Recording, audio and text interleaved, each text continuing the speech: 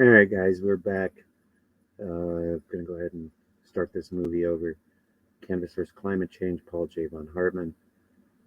It is not going to be streamed through our spatial, but you will get to enjoy the movie itself and get a bunch of education along the way. So it's only 1 hour long.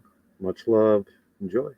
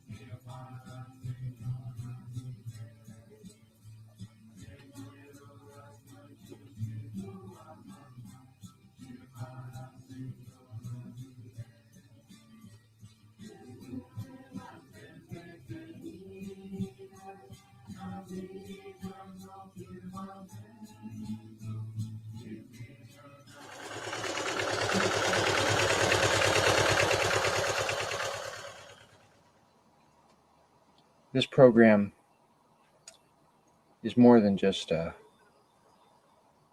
television show or a movie. It's an appeal to the court of public opinion to overrule a dysfunctional justice system.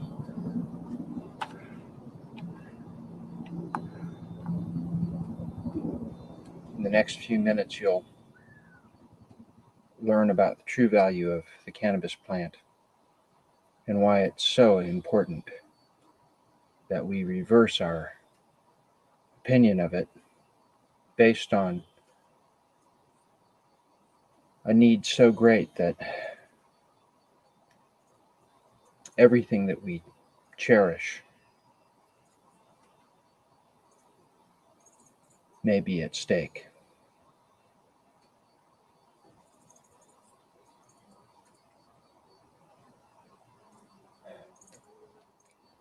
Sacrifices made by past generations, great sacrifices, need to be reclaimed so that our generation and future generations have the freedom to farm, which is critical to our sovereignty, to our health, and to the well-being of this planet. I hope you'll join with me in putting a stop to prohibition of cannabis and intensifying our cultivation of it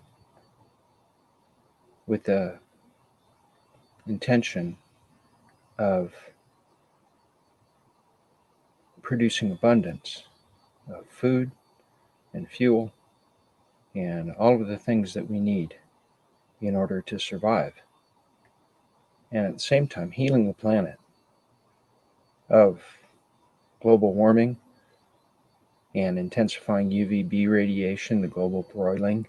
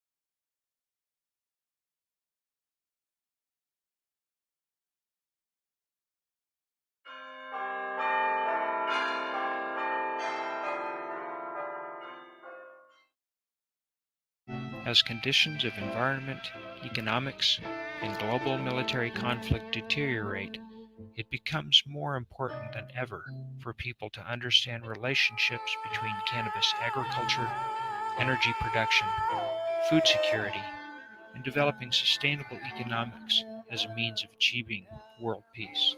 We have what we need if we use it. But if we continue down the road of prohibition, our society will continue to degenerate.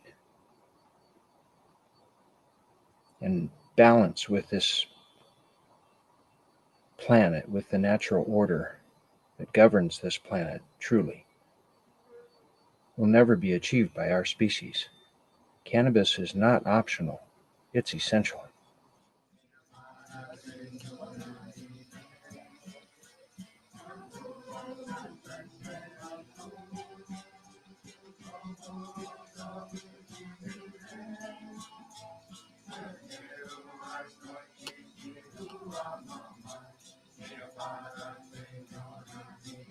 My name is J von Hartmann. I'm an international cannabis scholar and filmmaker. My particular focus is cannabis versus climate change. I'm about to finish a book and a digital video documentary by the same title. Cannabis versus climate change addresses the ecological significance of cannabis in reality.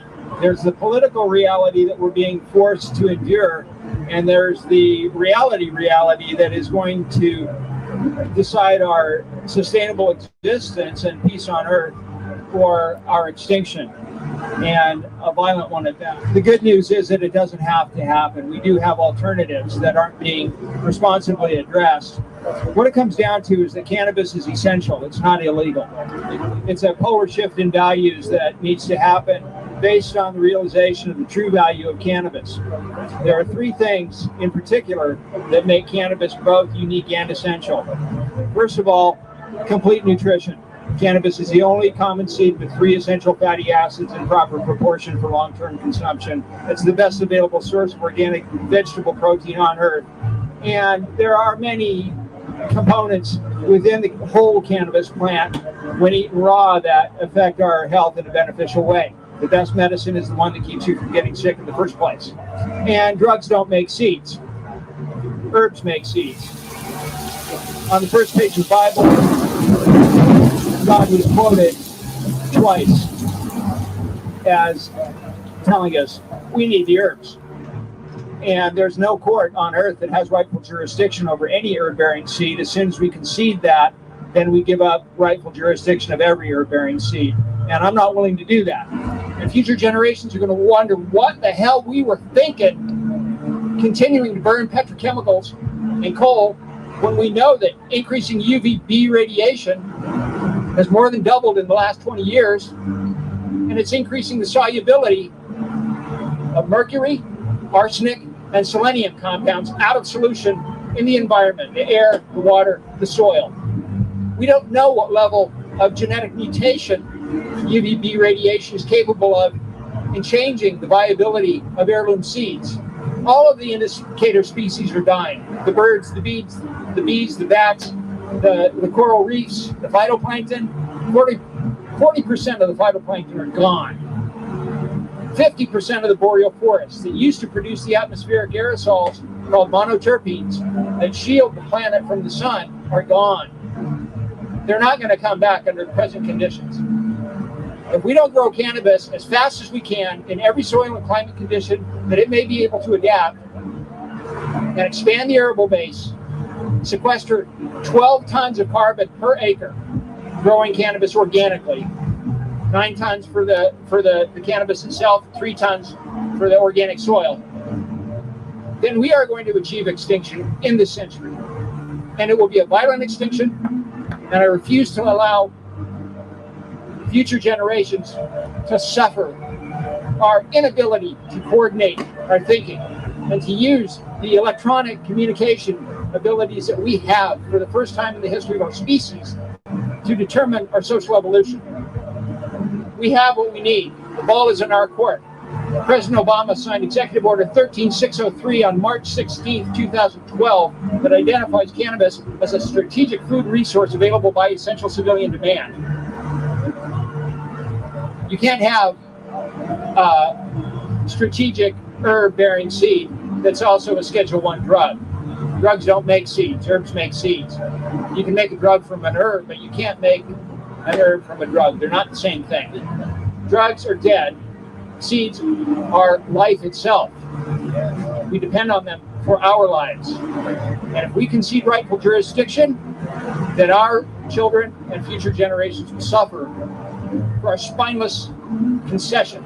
I have a responsibility as a father, and I call to all fathers everywhere, to grow hemp, expand the arable base, throw up a monoterpene sunscreen against the UVB that's increasing the solubility of mercury.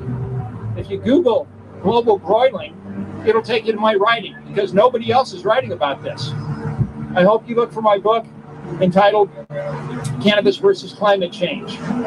It summarizes an achievable strategy, an affordable strategy, a time-efficient strategy for effecting meaningful change. Because it's not about the legitimate debate anymore. The debate is over. Cannabis versus climate change is the final argument. If we don't fix climate change, it won't matter what we do fix. And it's happening right now. It's not just the ozone layer, it's the monoterpene concentrations. They reflect the solar UVB radiation away from the planet like little liquid crystals. They refract sunlight.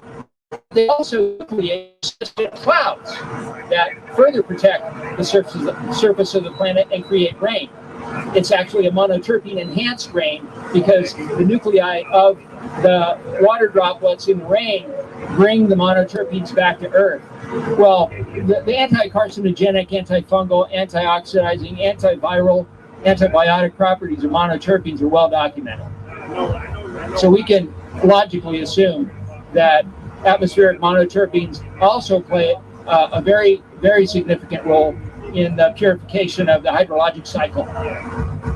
And if we have half the monoterpenes in the atmosphere that we used to have, then we are exposed to at least twice the UVB radiation, actually more because of the depletion of the ozone layer. But it's a larger argument than anything else that's being talked about here. Because even if we figure out how to regulate and do all these things that people are talking about doing with cannabis, we're going to burden an industry that can save our lives. And why would we do that? Why would we regulate something or limit something that we really should just be planting as fast as we can and praying it's not too late? Cannabis is essential. It's not illegal. It can't possibly be illegal because it's too valuable. Essential means we need it. So if you need it, more of it is better than less of it. It's all very logical. It doesn't take a lot of attorneys. It doesn't take a court decision. We can look at the historical record. We can take a look at contemporary science, the gold standard science that is being replicated all over the world, and we can come to a conclusion in record time, because right now the seeds from the feral hemp in the Midwest are ripening. And they're dropping onto the ground. And if we don't harvest those seeds, we're missing an enormous once-in-a-lifetime opportunity. Because any plants that survived last year's drought in the Midwest to produce viable seeds this year have been hardened off to conditions that we can expect to get worse in the future. And those properties are valuable not only for national security in this country, but global integrity. And those characteristics need to be replicated. Those extremely valuable properties need to be recognized before they go to waste. And we don't have anything to plant in the spring.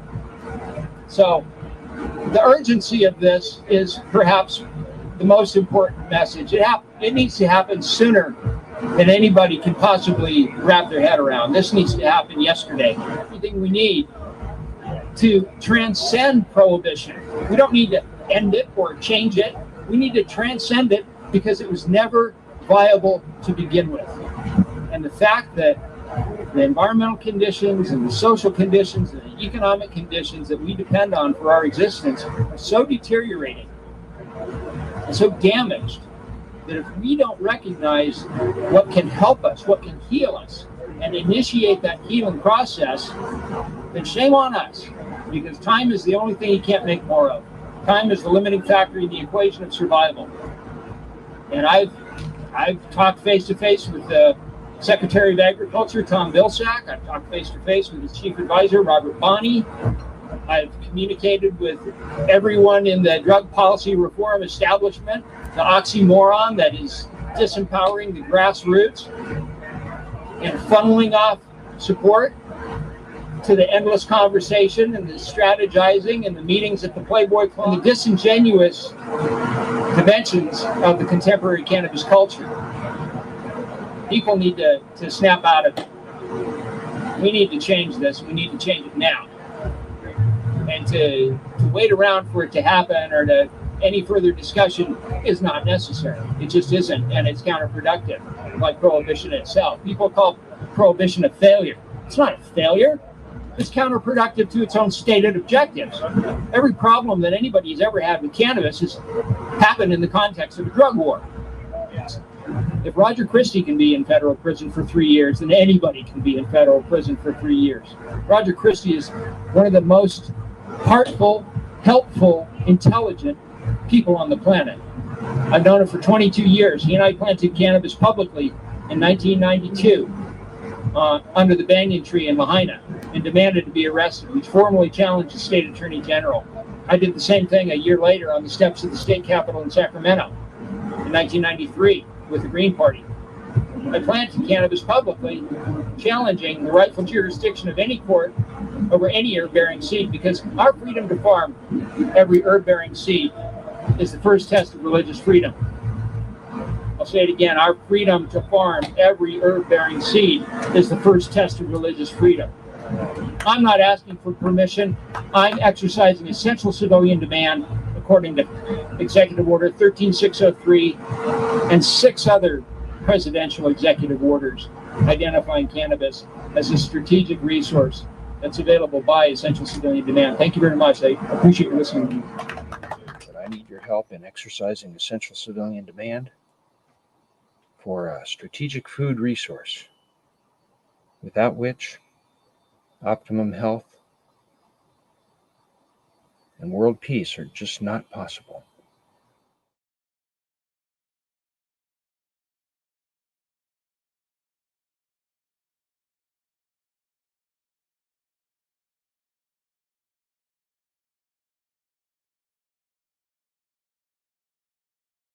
This is December 31st, 1991, and we're just reflecting on the last day of perceived illegal status for the hemp plant.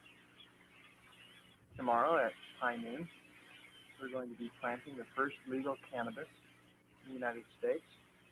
We're doing it in order to save the earth, primarily, in order to make earth-compatible fuels, food, medicines, cloth, paper, building materials, 50,000 different products with which to show our respect for the natural order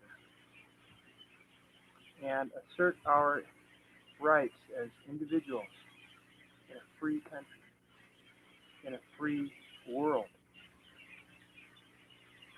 so that other people can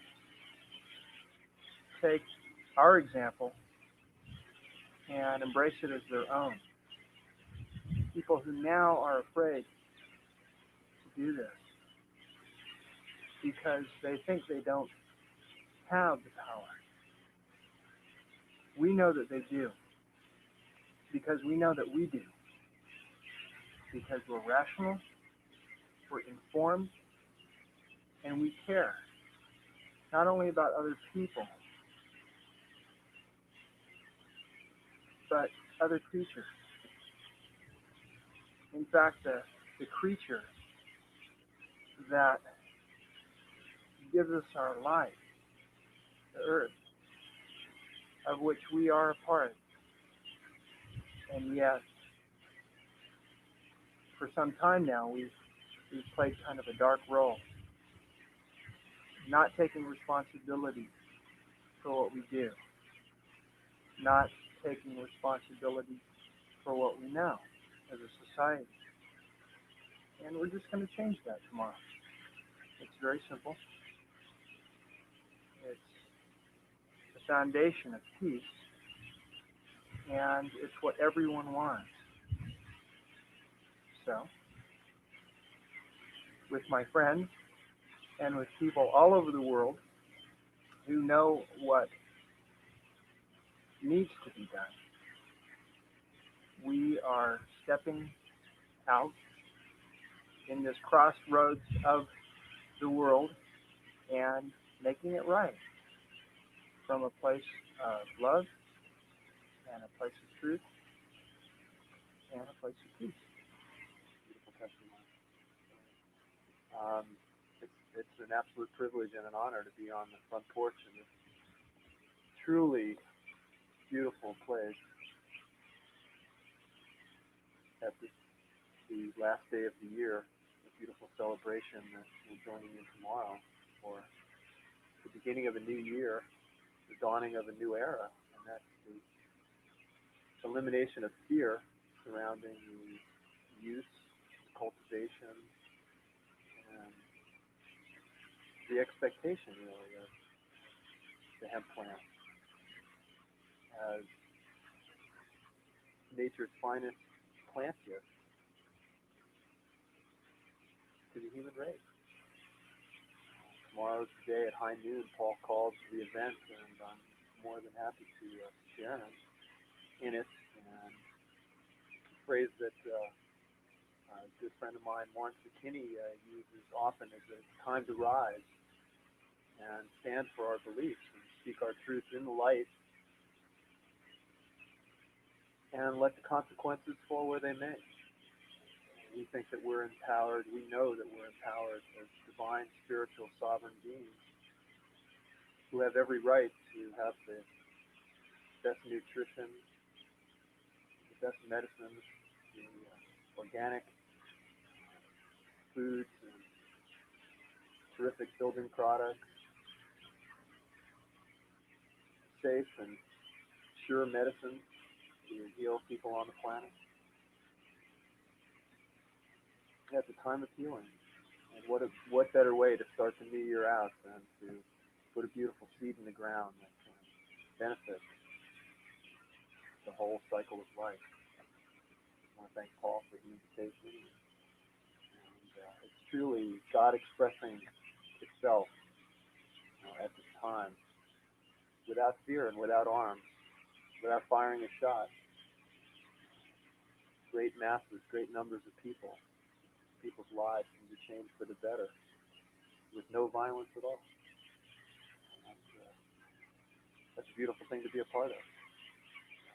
I'm stoked to be part of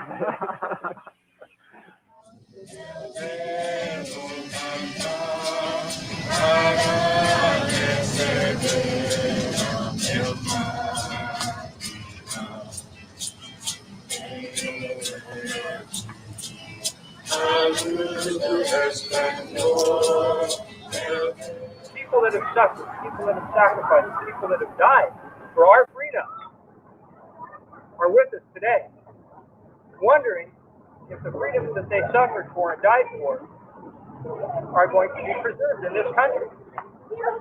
Because that's what they died for. That's what they suffered for. And the children that haven't been born yet, and the dolphins that haven't been born yet, and the whales that are on their way to Hawaii right now to be born this winter, depend on us to make the right choice. And we've made it. And the seed that I planted will grow by God's grace. Some people say God doesn't make mistakes.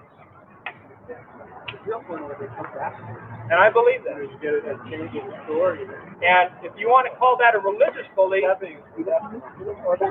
then you can add the atrocity of interfering with religious freedom to the list of crimes. The first legal hemp first legal cannabis is going to be planted underneath this tree today. On behalf of those who cannot speak for themselves, on behalf of those who haven't been born yet, who are with us today, hoping that we do the right thing, hoping that people understand. This was written just in the last few weeks. We just received it 2 days ago. It's a fax from Dr. R. Lee Hamilton, Roberta Hamilton, medical researcher and biochemist at UCLA, and William Eidelman, MD, also a medical researcher at UCLA. Quote, "It is no longer a matter of ignorance versus politics. There is no time left to argue. We have reached a turning point and we must intervene now if we are to have a world left to live in. The truth must be known. The insane prohibitions against the most valuable plant on earth, cannabis hemp, must yield to public demand, and hopefully very soon. The promise of super health and the possibility of feeding the world is at our fingertips. The applications for the wonder plant hemp are continually being discovered and rediscovered. Food, housing, fuel, clothing, paper, shoes, etc., to name just a few. Medical applications are well researched. Studies from Harvard and UCLA medical schools are specific and have positive findings using cannabis in medical intervention in many applications.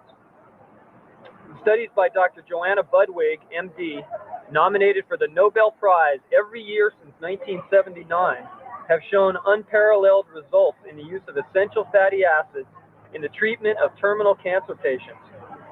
What are essential fatty acids? The term essential is the tip-off. Truly, there can be no life anywhere without the essential oils, linoleic and linolenic acids. These essential oils support the immune system and guard against viral and other insults to the immune system. Studies are in progress using the essential oils to support the immune systems with victims of the HIV virus.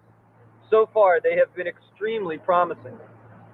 What is the richest source of the essential oils? Yes, you guessed it, the seeds from the cannabis hemp plant. The seeds contain 25% LNA acid and 51% LA acid. What better proof of the life-giving values of the now illegal seed?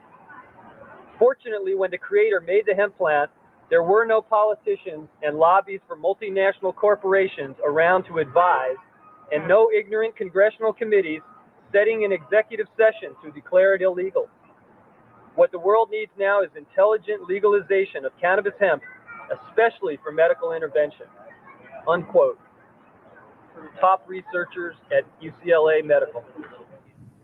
We no longer recognize the laws that prohibit the cultivation of this plant because this plant is the most valuable resource on the planet. And there's no power on earth great enough, and there's no excuse good enough to keep our children from enjoying the benefits that this seed holds.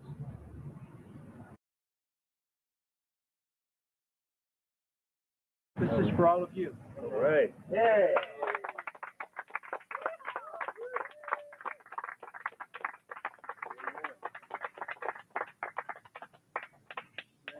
We have seeds available if anyone would like 8 seeds to plant.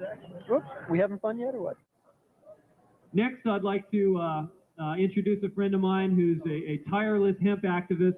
He's been living on Maui for the last 4 years.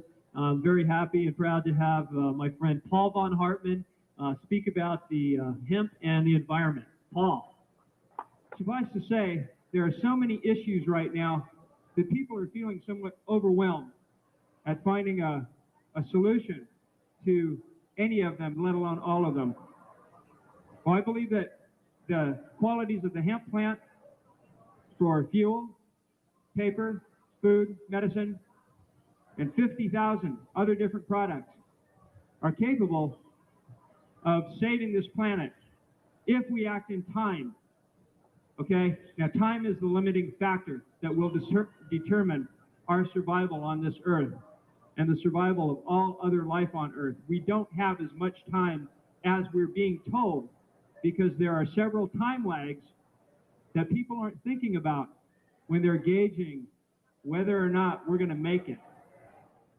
If we start to grow commercial grade hemp for fuel in Hawaii, as you can see, I'm standing here holding a stack of books, most of them produced by the University of Hawaii at Manoa Integrated Biofuels Research Program. These fuels that are talked about in these studies have been researched since the early 70s and were considered promising, in fact, economically viable at that time.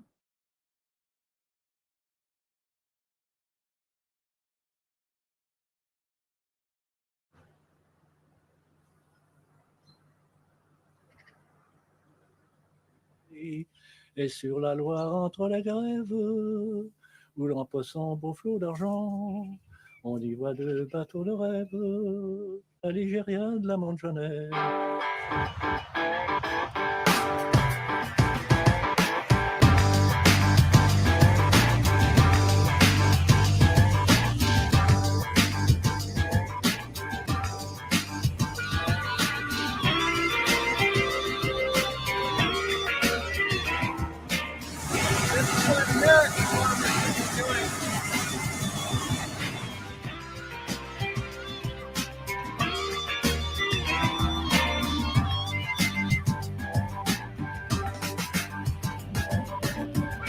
I feel like it should be.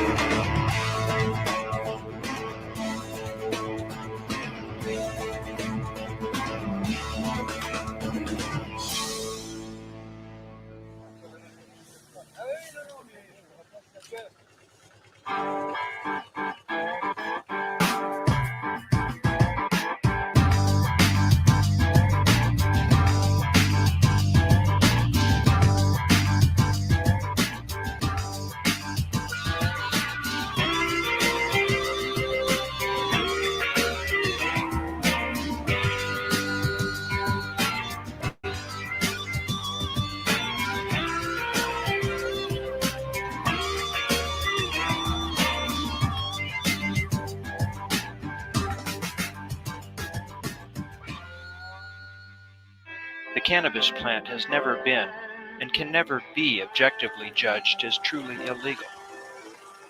It is simply too useful an agricultural resource. We use the seeds for our tractor, which we run with hemp oil. It makes us quite independent on the oil lobby. As conditions of environment, economics, and global military conflict deteriorate, it becomes more important than ever for people to understand relationships between cannabis agriculture, energy production, food security, and developing sustainable economics as a means of achieving world peace. We are not depending on nobody. The cannabis plant is part of a complex natural order which has evolved over millions of years.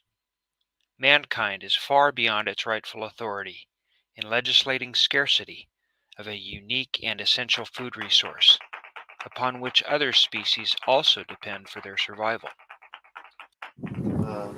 Instead of using any pesticides, even organic ones, you can put these baskets together using simple welded wire in the windows. Because of prohibition, the medicine that I prefer to use, which is cannabis, is so expensive that on disability, nobody can afford it. And that's what they're trying to do.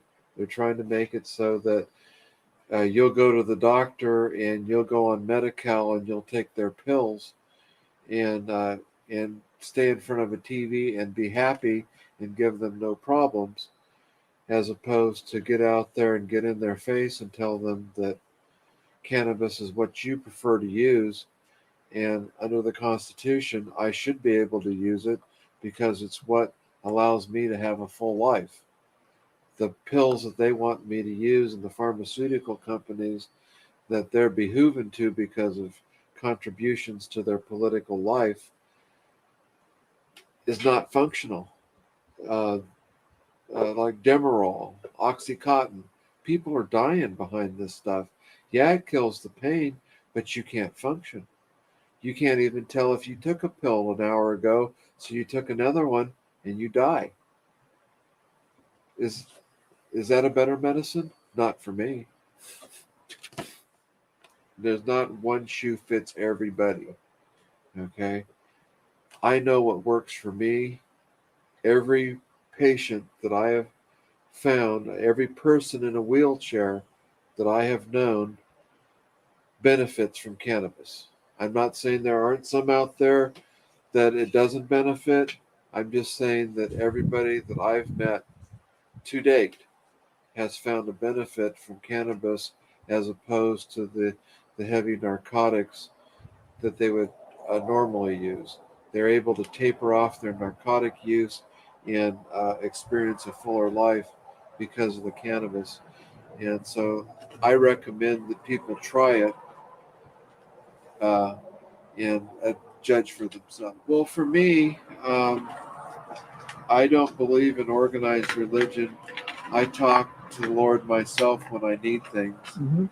And so that for me, it brings me closer to God or Jesus, which was how I was raised. I don't think that the name really matters, whether you believe in, Allah, or whether you believe in Jesus Christ, or you believe in, the Hindu goddess, or uh, you're a druid. It enables you to release the emotional problems of your mind and brings you closer to your spirituality, whatever that may be. Because we're polluting the oceans to such an extent that the omega-3s that you get in fish are accompanied by so much mercury that you can't ingest enough fish. You're in this balance where you don't have that with the hemp seed. We need those omega-3s, and we don't need the mercury. And we've polluted the planet to such an extent that fish is just loaded with mercury. Pregnant women aren't even supposed to eat it anymore. So where are they going to get their omega-3s? What? It's going to reduce our carbon footprint, because when anything is raised, okay, you burn this tree up here, the carbon goes into the atmosphere. Okay, you make plywood out of it, it's going to tie up that carbon for 100 years. It is known that you can make superior plywood and building materials all from hemp, from insulation to plywood to the resin that holds the plywood together. It's all there in the plant and will last 100 years, and it reduces our carbon imprint. You grow a field of it, you harvest it, the seed and the oils go for food production, and the fiber goes to insulation, building materials, plywood. Because that product lasts so much longer before it's burned or thrown away or left to rot, it's going to tie up that carbon for just that much longer, and we need to keep the carbon tied up. We don't need to burn it. They're burning rice straw because they can't even give it away down here in the valley. If you made bales out of hemp straw and did the straw bale construction, those buildings would last for hundreds of years, and that carbon would be tied up. And you'd have an R value of 1,000. The heat's not going to penetrate that wall because it's 2 foot thick. And it's naturally resistant to insects. Move it all up.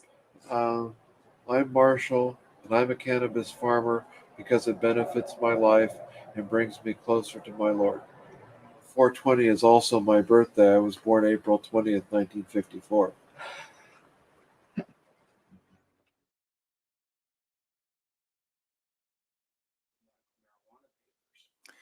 Cannabis is, in fact, a unique drug.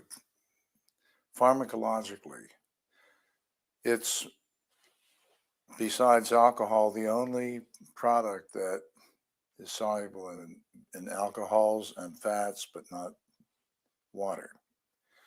And it goes through a totally different chain within the body, being picked up by the fatty portions of the blood, the phospholipids, and transferred to the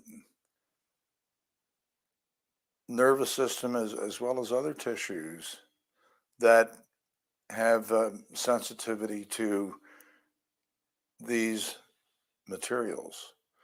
The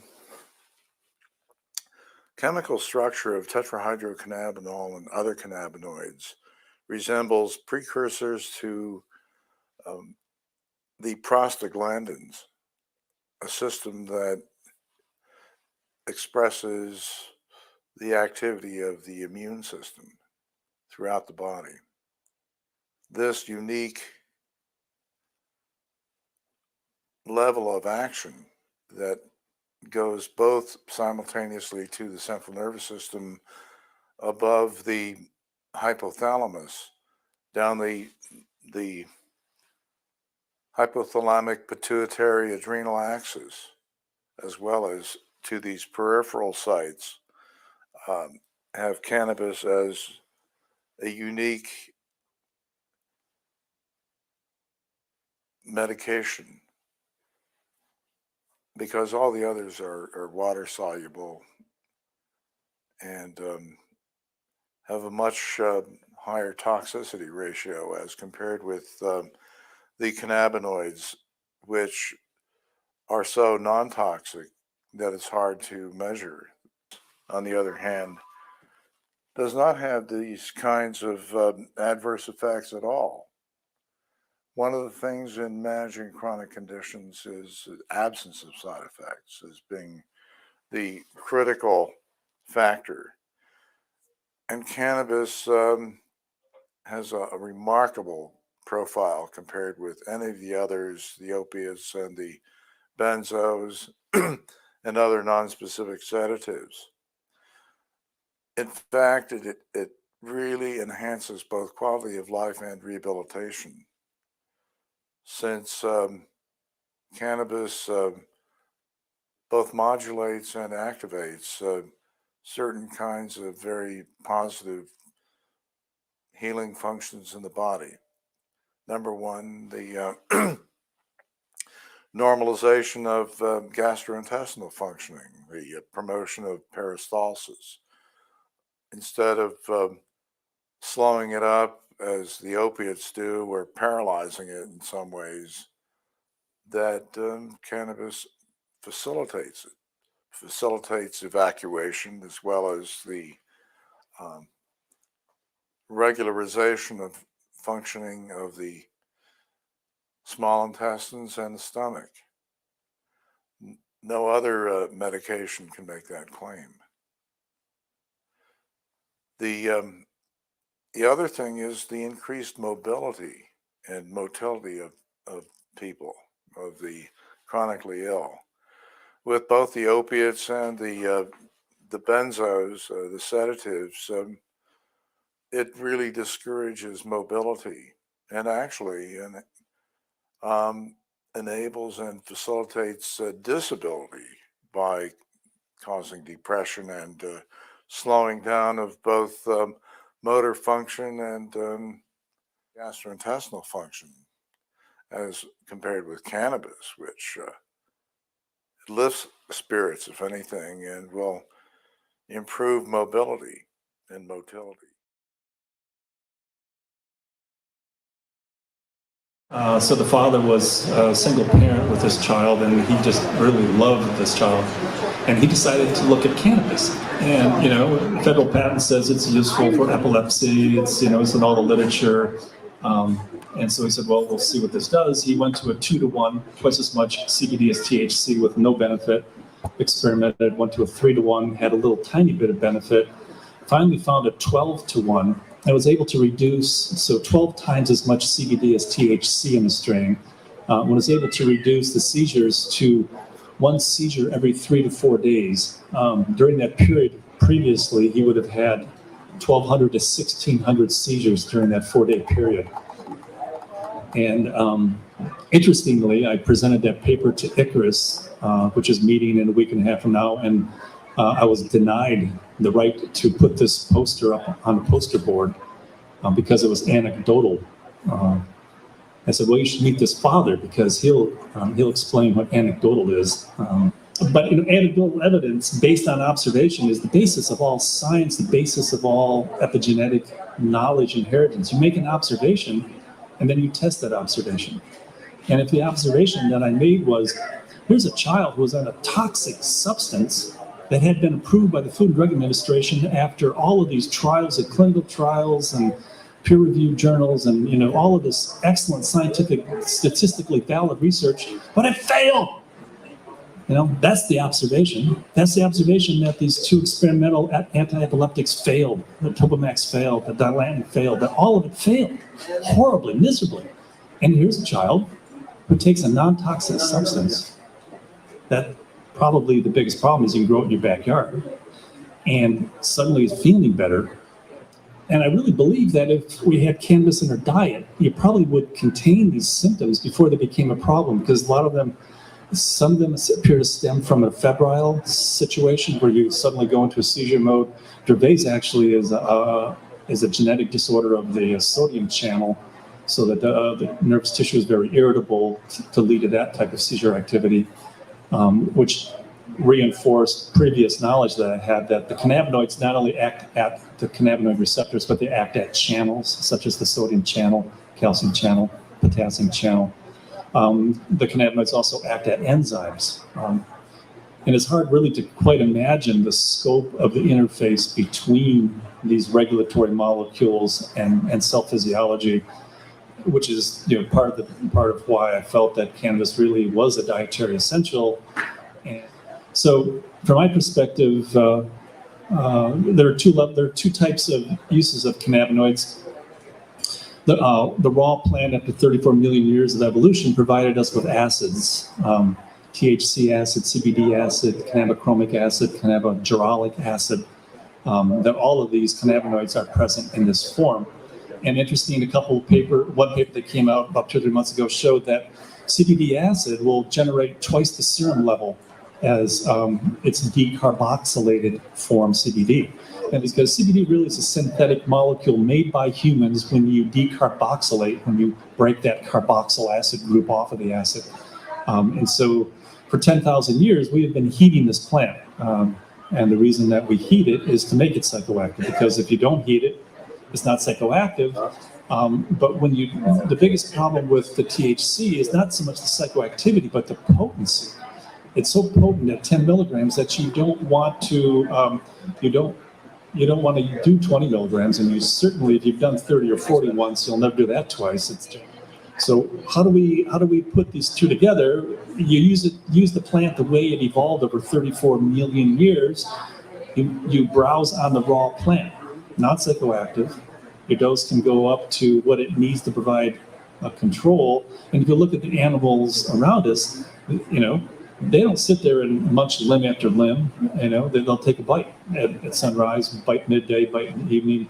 A very small amount of it goes a long way as a modulator, and you want that frequent dose because of the rapid clearance if you want optimal benefit. And a deer is smart enough to know what makes them feel good. So, anyways, children need cannabis more than we do.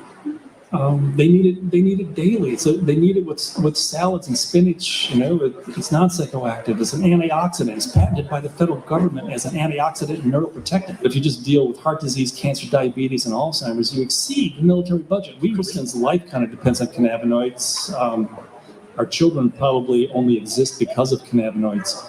And she's been doing a lot of research on cannabinoids in pregnancy and lactation. And this is an area where most of my research revolves around cannabis and breastfeeding and pregnancy.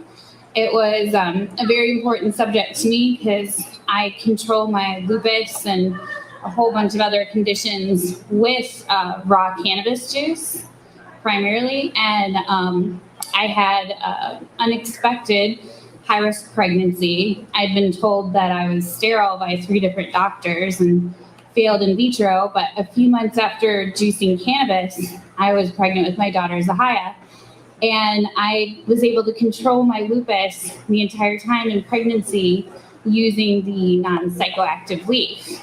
And I was very concerned whether cannabis actually had any kind of harm that it could cause the baby naturally. And so I did quite a lot of research on the subject. And there's almost every modern obstetric textbook says that cannabis has unknown effects and therefore should be avoided, and that not enough studies have been done. It's hard for me to see how they can justify using other drugs and in its place.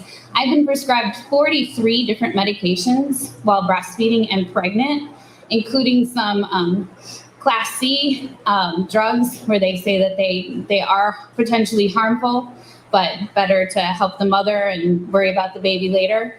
But it took an uphill battle to get my physicians to really understand cannabis, which they luckily do now. But it's so strange to me to have mothers say, well, I've been prescribed Darvocet or OxyContin to use every day, but my doctor says if I'm test positive for cannabis, I could have my child taken away. So hopefully the scientific evidence will change that, and women won't have to continue to make a choice between suffering and the health of their baby. So William and I are both expert witnesses on a case in California. In Butte County, they're taking children away from parents that use cannabis, and the rate at which they're taking children away is 70% higher than the national average. And so there's a kind of a groundbreaking case right now where they're trying to say because she used cannabis, she endangered her children, and they want to take them away for good. I know of 3 mothers, including myself, that were supposed to be infertile and juiced and got pregnant quickly after. So I'm really interested in seeing whether getting the cannabinoid levels up, which you can do much higher levels with the non-psychoactive. You can juice the bud too, and if it's fresh, it'll be non-psychoactive. And I think that's the preferred way to use it, because then you don't have to worry about any psychoactive effect on the fetus at all, and you are able to get much higher medicinal doses. So I think juicing is definitely the way to go. It's just not always available to everyone. I try to juice 50 leaves or a half an ounce to an ounce of bud per day. Yeah. Make it throughout the day. Yeah, in divided doses, like 5 times a day. I don't always have as much as I need, but I try to get as much as possible. And that's what I'd recommend for sustaining a serious medical issue. When you're using the oils, when you're using the smoked, you're going to be masking symptoms or controlling them, which is nice if you have like nausea or anxiety, stress, which is one of the worst things in pregnancy. Those would be best to use. But if you have a serious medical condition, you're not going to be able to get your cannabinoid levels up high enough to facilitate strong healing unless you can juice.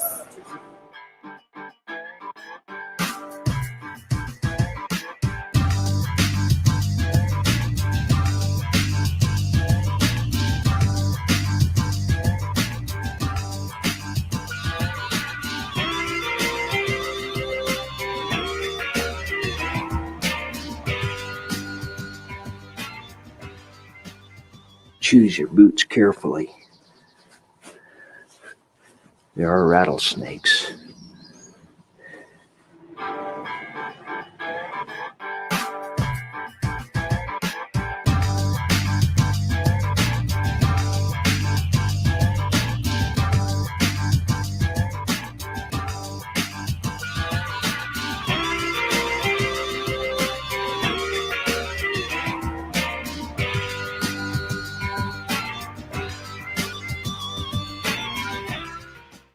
Certainly without cannabis, I wouldn't be able to do this work.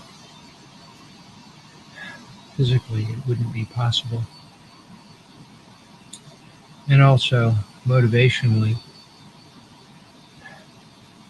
to do what I can to help heal the planet and to bring balance to our atmosphere, our environment.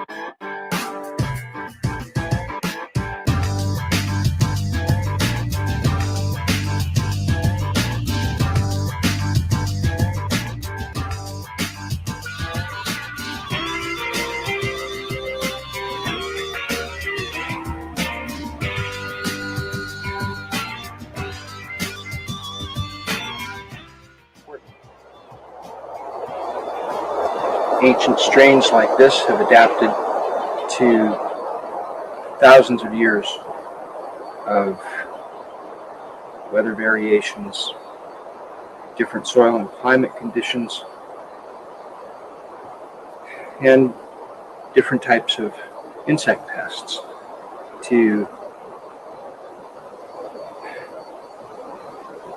evolve into a plant that is available as long as these genetics remain available and are renewed and propagated and allowed to adjust to increasing UV exposure and possibly to mitigate increasing UVB radiation by reflecting solar radiation back into space and seeding cloud formation.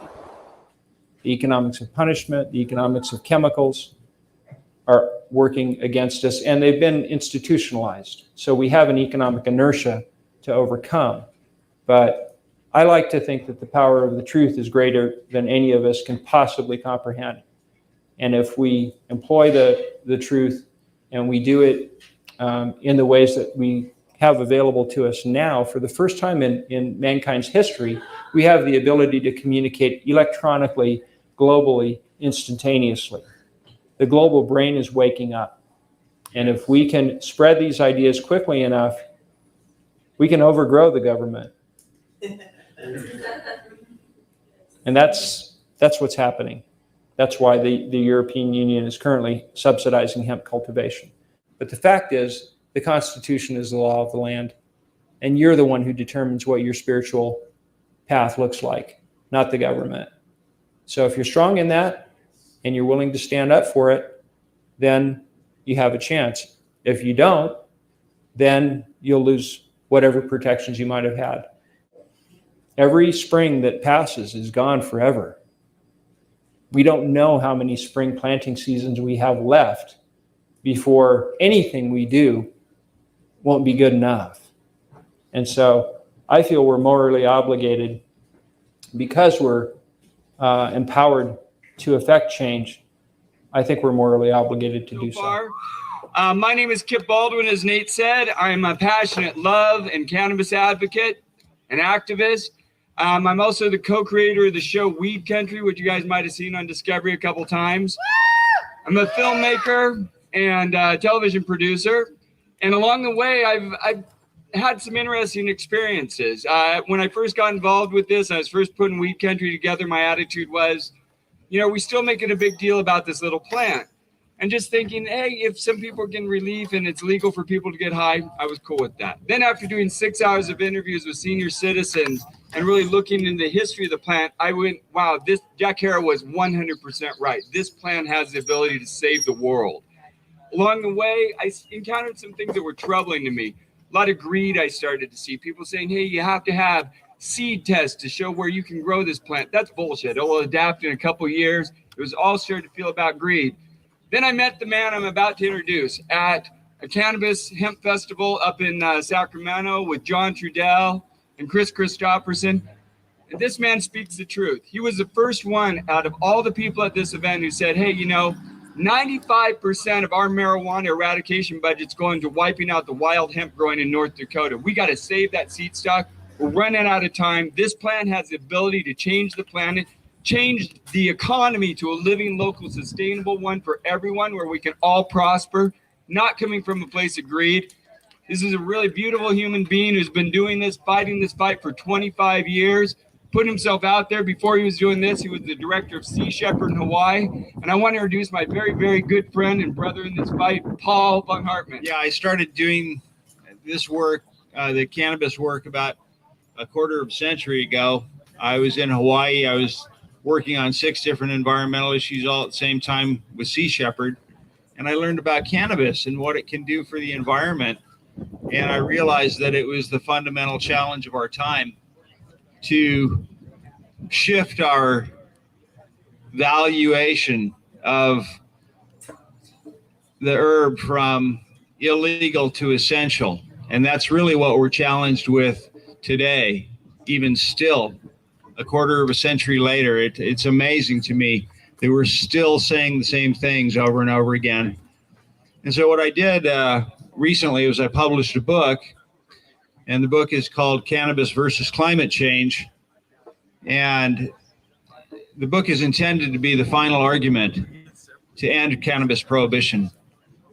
Because if we don't fix climate change, if we don't do something about the national security and the global integrity, then everything that we cherish may be at stake. And we need to be aware of that and to do everything we can to make a difference. And in the book I wrote, I introduce a federal protocol that is mentioned in 4 emergency preparedness documents. And the protocol is referred to as essential civilian demand. National security issues require that we grow cannabis as fast as we can in every soil and climate condition that it may be able to adapt. Because what's happening is that the UVB radiation that comes from the sun is becoming more intense at the surface of the planet. There are several reasons for that. It was in 2006, climate scientists working in Sweden announced that the fragrant aerosols that come off of the evergreen trees go up into the stratosphere and reflect solar radiation away from the earth. Well, by the time they'd figured this out, we'd already killed half of the trees and just about half of the marine phytoplankton that also produce the same aerosols that are called monoterpenes. Well, we've eliminated half of the organisms that produce these atmospheric aerosols, the monoterpenes. And the only crop on Earth that's capable of replenishing the atmosphere with monoterpenes in the time that we may have left to make a difference is cannabis. And it's the argument to end all arguments, because it's not contestable that the UV is increasing. Those figures are not ambiguous at all. And the fact that cannabis produces 58 monoterpenes is an amazing thing to say. Cannabis grows in abundance. It is our functional interface with the natural order because it offers us a biogenic alternative to the toxins that we currently base our economic system in. We were born into a lie that became fraud. And now, because national security and global integrity are at stake, it is a lie that turned into treason, because we are obligated to bring the strategic resource that's been identified in 7 presidential executive orders as essential to our national security. It's our challenge, it's our obligation to bring it back.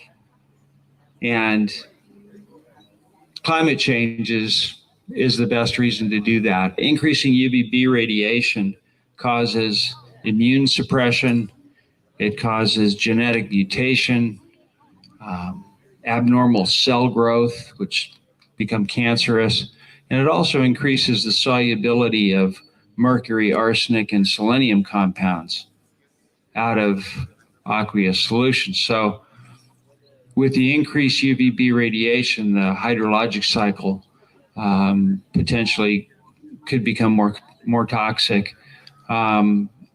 It's such an unknown equation. There's so many things that are changing so fast, it's hard to keep track of where the baseline is.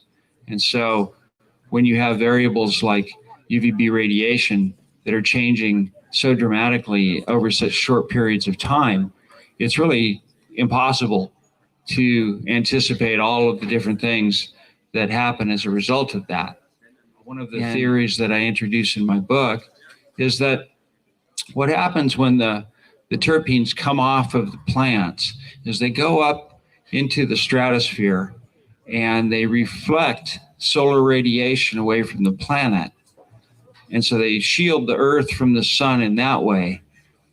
But they also serve as cloud condensation nuclei for formation of bright and persistent clouds. And the clouds also shield the earth from the sun. Well, what's really interesting is that the monoterpenes don't photodegrade in sunlight. What happens is they're rained from the sky. And what is known about monoterpenes is that they have antifungal, antiviral, antibiotic, and antioxidizing effects. And so it just stands to reason that if you have half of the concentration of monoterpenes in the rain, then there's a possibility that the enhanced rain is diluted because the concentrations of monoterpenes aren't there to help purify the hydrologic cycle. It's another dimension of cannabis as medicine for Mother Earth that is analogous to cannabis in our own bodies. It's a situation where what's true for the small is true for all. And each of us individually has a relationship with cannabis, whatever that may be. The separation between medical marijuana and spiritual use and recreational use, those are all very convenient for politicians to try to wrap their heads around the contemporary cannabis culture. But for those of us who are directly involved with the plant and who are directly involved in the culture, we understand that those are meaningless designations and distinctions. What is important is to make the distinction between drugs and herbs, because drugs don't make seeds, herbs make seeds. And on the first page of the Bible, God repeated himself twice using the word herb. I've given you every herb-bearing seed. I've given you every green herb. And that legal distinction has never been made. The truth is, our freedom to farm every herb-bearing seed is the first test of religious freedom. And we've never needed permission to feed ourselves, to provide the best medicines, to create an economic system based in abundance rather than scarcity.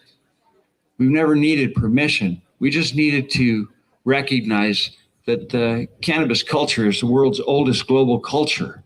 We're a legitimate spiritual entity, each one of us individually.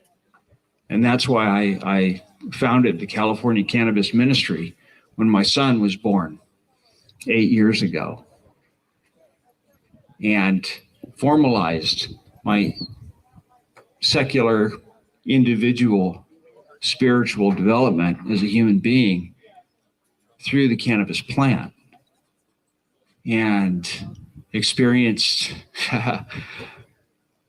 interspecies communication and become a bit wilder for having aligned myself with the consciousness that's been offered to me.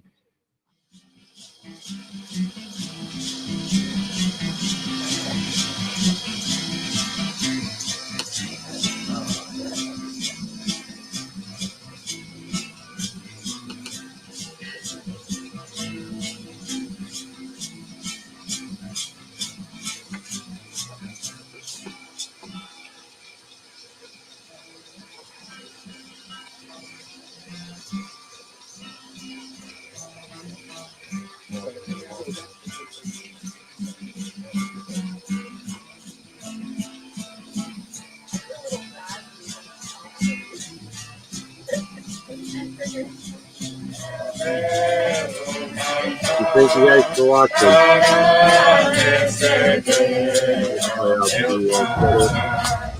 And y'all have a blessed night. El que no canta.